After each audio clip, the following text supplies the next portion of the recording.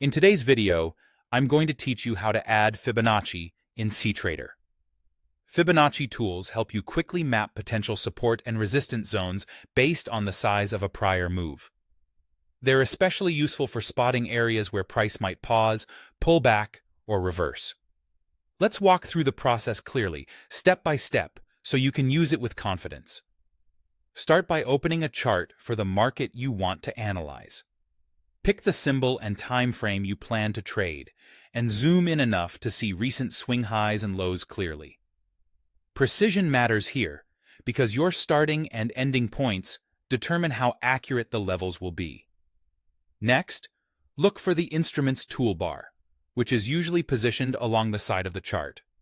This is where your drawing tools live. If you don't see the exact icon right away, don't worry. It's often grouped with the standard trend line and other drawing tools.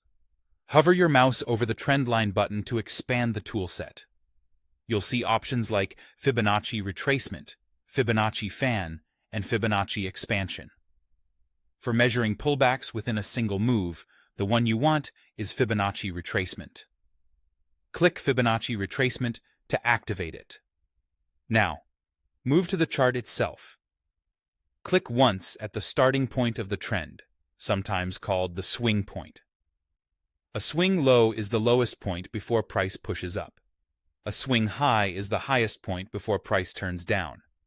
After the first click, move your cursor to the end of that move and click again to anchor it. For an uptrend, draw from the swing low to the swing high in that order. For a downtrend, draw from the swing high to the swing low. Getting the direction right is crucial. If the levels look inverted or don't make sense, simply redraw from the correct start to end. As soon as you place the second point, cTrader will automatically plot the key levels, 38.2%, 50%, 61.8%, and others, between those two anchors.